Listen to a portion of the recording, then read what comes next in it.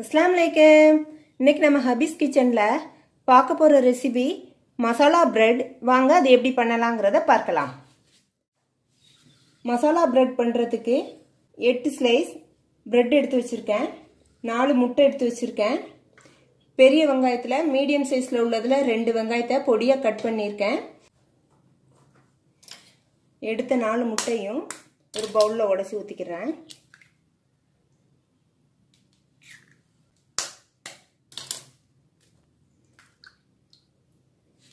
ரெண்டு ஊற்றியாச்சு. 3 4 முட்டையும் உடச்சி ஊற்றியாச்சு. இப்போ இதை நல்லா பீட் பண்ணிடலாம்.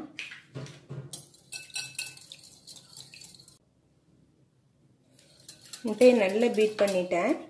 இப்போ கட் பண்ணி வச்ச பெரிய வெங்காயத்தை சேர்த்துக்கிறேன். கருவேப்பிலை இலை, மல்லி இலை, கட் பண்ணி வச்ச ஒரு மிளகாய் எல்லாத்தையும் சேர்த்து ஒரு பீட் பண்ணிக்கிறேன். தேவைக்கேற்ப உப்பு, கரம் மசாலா, 1 ஸ்பூன் மிளகு பவுடர்,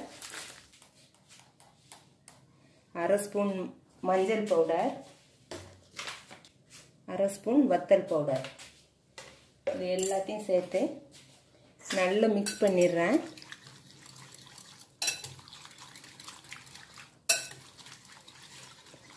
மிக்ஸ் பண்ணியாச்சு.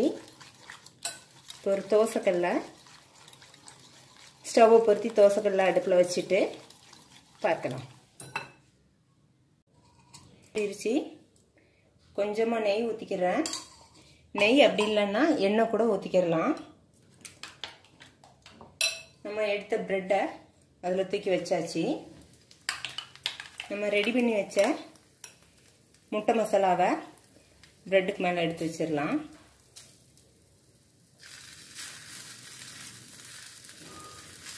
வச்சாச்சு. இப்போ பரட்டி எடுத்துருவோம். பரட்டி வச்சு பரட்டினதுக்கு மேலேயும் கொஞ்சமாக மசாலா அள்ளி வச்சிடலாம். முட்டை கலவையை நல்லா 2 பக்கமும் பொரிஞ்சு வரட்டும். நல்லா பெரட்டி போட்டு 2 பக்கமும் நல்லா பொரிஞ்சிருச்சு. இப்போ இதை எடுத்துடலாம். எல்லா பிரெட்டையும் பொரிச்சு எடுத்தாச்சு. மசாலா பிரெட் ரெடி ஆயிருச்சு. நம்ம எடுக்கிற பிரெட்டோட அளவுக்கு தக்கன முட்டையை கூட்டவோ குறைக்கவோ பண்ணிக்கிறலாம். இதில் நீங்கள் வெஜிடபிள்ஸ் சேர்க்குறா இருந்தாலும் துருவி சேர்த்துக்கலாம். அதுவும் நல்ல டேஸ்ட்டாக இருக்கும்.